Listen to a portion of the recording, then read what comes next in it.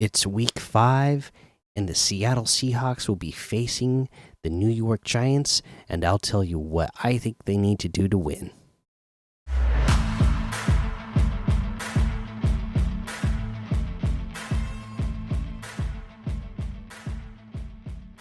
Welcome back to another episode of the Seattle Sports Show where we love Seattle Pro Sports. I'm your host, Mikey, and today we are here to talk about the Seattle Seahawks versus the New York Giants in week 5. This is a game that we are having at home, so that's a big advantage for us there. And some other, pretty decent news that we have is that this game will have the return of Uchenna Nwosu. And we know that's a big deal. If you were paying attention to this season at all last year, you'll have noticed the difference in the run game. Those first few weeks that Uchenna Nwosu was in, we were ranked, I believe, 6th. We were somewhere in the top 10 in run defense. After Uchenna Nwosu went out, we ended up this season as 31st, second to last place in run defense. So, yeah, it's going to be a big deal that Nwosu is coming back in his first game in a year.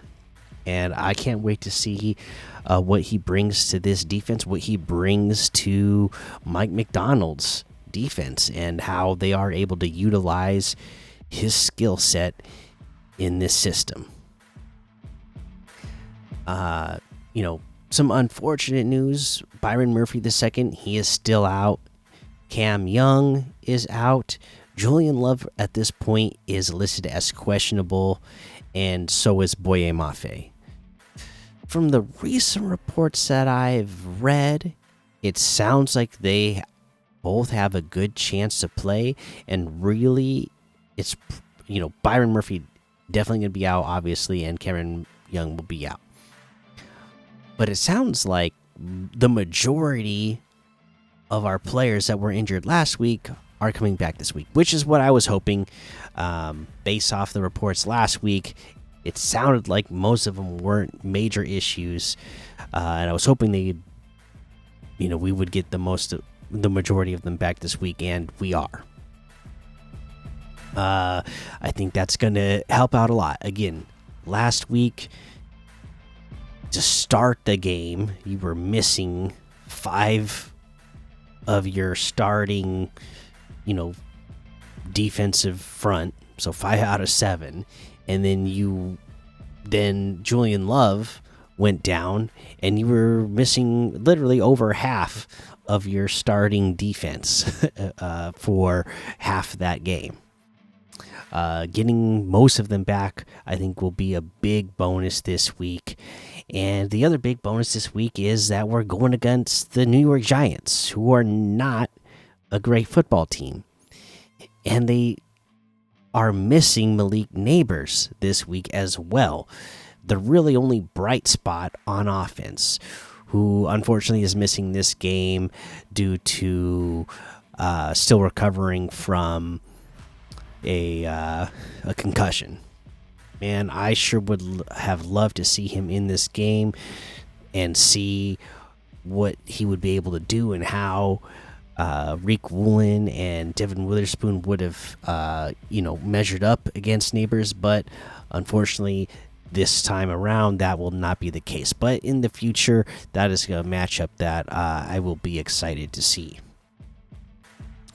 But yeah, with him out, there's not a lot of threats that I see that the New York Giants have. I mean, we have issues with our offensive line. Well, so do the New York Giants. And they don't have a Geno Smith behind their offensive line. They have a Daniel Jones, who, yeah, he can scramble around. He can run every once in a while, but he's not a great passer. And the scrambling and running he does, it's not like he's a top tier at that either. So I am looking for this defense to have a big bounce back from last week. Again, Nwosu back, Leonard Williams being able to go in this game. Mafe hopefully being able to go.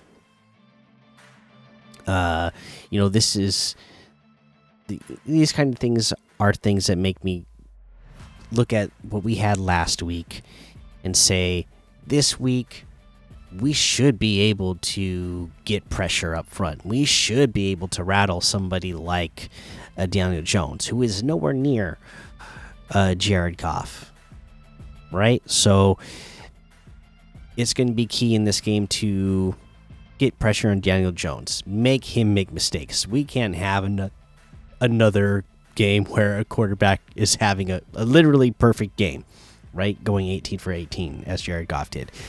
I don't think that would be possible for Daniel Jones to do anyways. But yeah, we just cannot allow Daniel Jones to have a successful game. We have to stop the run. Again, Nwosu's coming back. Hopefully that is a big boost to our run defense.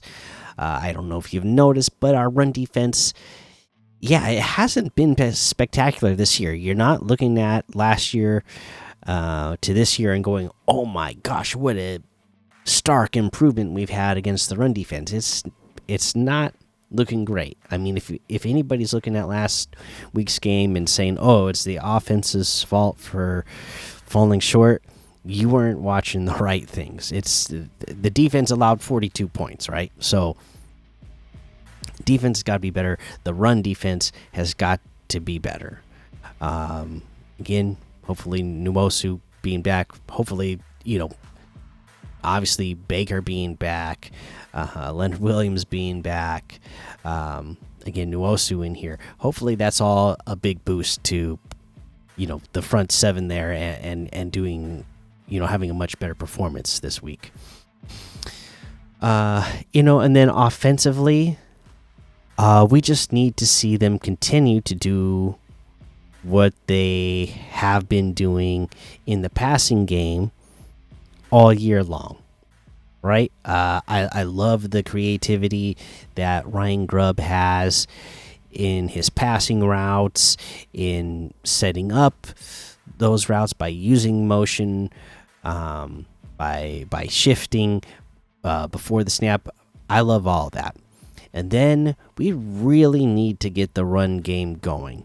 I think because our offensive line isn't the greatest, I think we need to get the run game established early to kind of help, give them some confidence. There's always a lot of talk about how, you need to start a game off with easy throws for your quarterback to give them confidence for the rest of the game so that they feel like they're in a rhythm.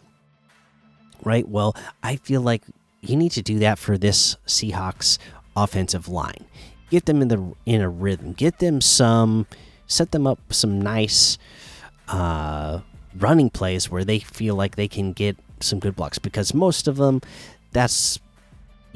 they're better at run blocking than they are pass blocking. So give them that opportunity to get in a rhythm with their blocks and feel confident they can get that done. And then hopefully that helps with their pass blocking. And, if you're getting success early, hopefully that again gives them confidence to continue to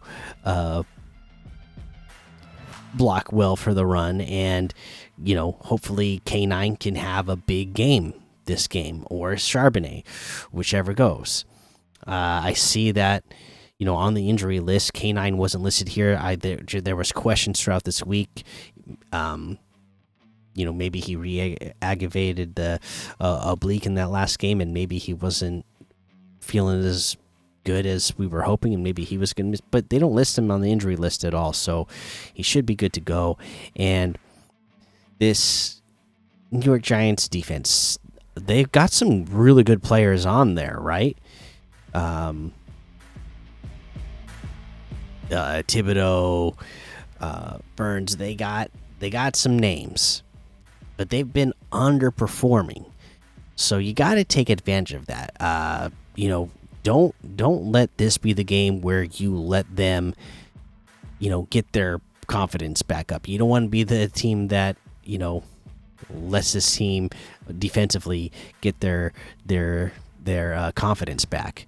No, run them into the ground, keep that confidence low, and then use those runs to again set up play action and set up all the different pass plays you want to run. But I really hope to see that the run game gets established early in this game, because again, this Giants team is just not that talented right now. They're nowhere near your talent level, in my opinion. So you should be able to handle this team offensively and defensively. This is a team that you should be able to put up 24, 27 points against, and you should be able to hold them to 9 or 10 points, in my opinion. So you really need to, I think, use this game to again gain your confidence back in your run blocking, gain some confidence back in your run game in general. Defensively, get that confidence back for yourself that you can stop the run, that you can get pressure and finish and get sacks on the quarterback, that you can wrap up and tackle, not miss tackles. This is the kind of opponent that you need to be handling and using to build your confidence back up. As long as we are being sound in those fundamentals and tackling, not missing tackles, whether it's just like letting them break tackles or just missing tackles in the open field. You got to be sound in those fundamentals and getting the tackle. You got to actually create pressure on the quarterback. So as long as you're getting that done, I don't see how they're going to put up anything against you offensively. So you should be able to hold this team, we'll say, to 10 points. And then again, offensively, let's get this run game going early. Let's get K9 going early. Let's then use that to set up, plays over the middle for JSN, for Lockett down the side, like for DK down the sideline. Just keep on doing what you're doing, but establish everything early, get a variety early, and run away with this game. Again, to me, I'm going to give my prediction right now. I'm going to say, if we do everything that I think we need to do, we win this game 27-9. I say we don't even give up a touchdown to this team. Maybe they get a few field goals, but we're not giving up any touchdowns. If this team plays up to their potential. Again, we've seen, we've already seen it this year where there's times where they don't play up to their potential on defense. And we've heard from Mike McDonald. Again, that's a lot of times it's communication issues. It can just be breakdown of fundamentals and not wrapping up the tackle and finishing the tackle. Those are things that are all coachable and fixable. It's a short week, but Coach McDonald's had all week to, get them, after a poor performance, get them prepared to make a bounce back this week. And this is a lesser opponent, in my opinion. So you really need to handle this. I mean, this is going to be, everybody was talking about last week being a test, but this week I feel is like just as big of a test, because now we're finding out, okay, how do you bounce back after a loss? How do you bounce back after a loss and then you're going up against a lesser opponent? Are you fully prepared for that? Have you fixed the issues that were there the previous week?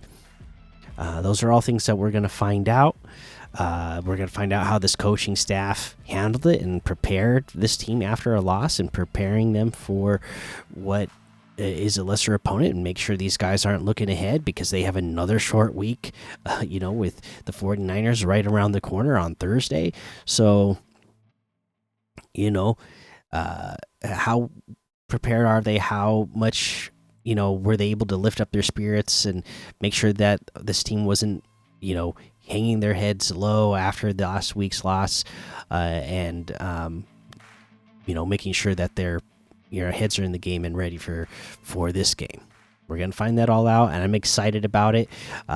From everything I've seen out of this staff, I think they're going to be just fine, and that they probably have done a fine job, and they're going to be ready to go.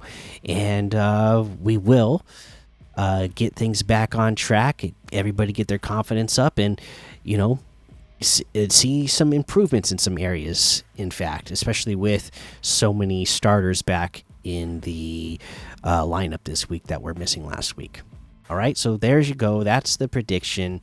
27-10 or 27-9. Sorry, we don't give up a touchdown. 27-9. Let me know, what's your prediction? How do you think this is going to play out? What do you think they need to do to win this game?